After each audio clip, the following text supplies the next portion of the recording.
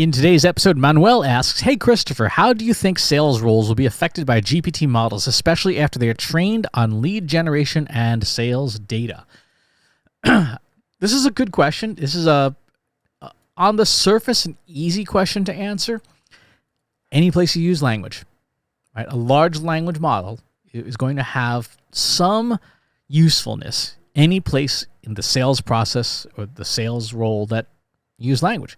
So where do you use language in sales? Pretty much everywhere, right? There's emails, there's pitches, there's pitch decks, there's sales collateral, there's sales enablement tools, there's putting notes in your CRM, there's speaking to people on the phone. Any place that you use language is a place where a large language model can have some impact. Now, the question is, which places are the ones that you're going to get the biggest bang for your buck? And there's really a few different spots. One, administrative. I'm guilty of this. I don't like updating the sales CRM. Right? I do it because I have to, but when I worked in sales, it was my least favorite part of the job. Administratively, just boring to just go in and click on stuff. Having a large language model interface in a sales CRM and just being able to say, hey, update this account, update trustinsights.ai, set the deal size to $50,000. Next check-in will be 2 weeks from now. They're not ready to buy yet. And then having the model interpret that and then update the CRM, huge. That would be huge. Some companies, Salesforce and HubSpot, they're already doing integrations similar to that. Now, they're all very in alpha, right? They're not ready for prime time yet, but they're going that way. Just that alone would be enough to dramatically change the role of sales. Tying it to a voice interface, that would be a game changer. That would be a substantial competitive advantage to the first CRM that can do that. Because if you could just open up a memo on your phone and say, "Oh, hey, I just met with Bob at Trust Insights, and yeah, it looks like they're going to do they want to do something, but probably not till next quarter," and then have the model interpret that and update the CRM.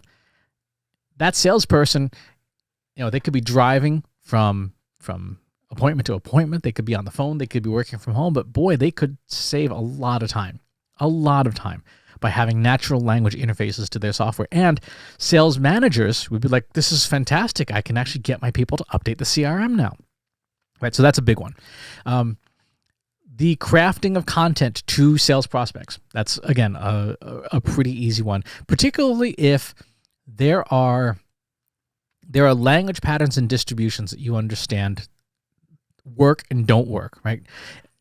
One of the things that people have tried for years and to relatively little success is to understand if certain language works better in sales processes than others, right? If you have a star salesperson, does the language they use matter? And could other people use that language and get some success out of it? And up until now, the tools didn't really exist for you to be able to do that kind of large-scale analysis, but now they do.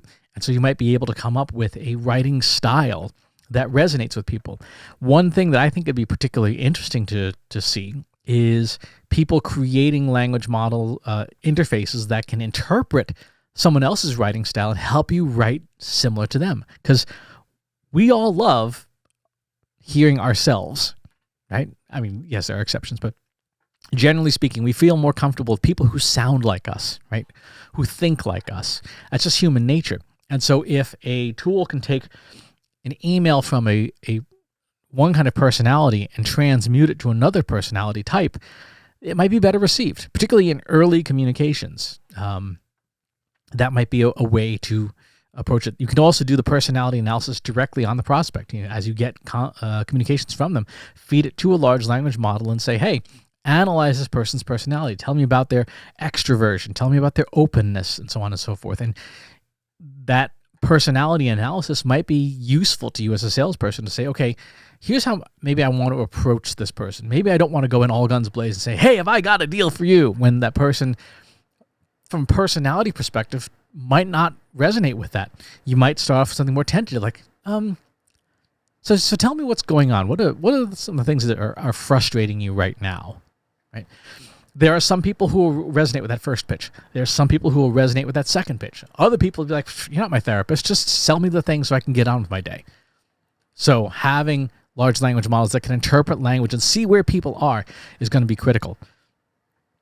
All of this stuff is based on language. It's on how we use language. So the short answer to Manuel's question really is, wherever it is that you use language in the sales process, particularly if there are spots that you personally have trouble, that you're not as strong in the sales process, that's where language models will help. And I think it will help salespeople who are deficient in some areas patch those areas faster and get up to speed faster so that their baseline skills are improved. And I think there's some tremendous benefit to be had there. But yeah, the data that sales teams have can be used to really guide the use of these models and even customize them. Even customize them to your specific sales process, maybe even your personal selling method. So it's something to keep an eye on as time goes on.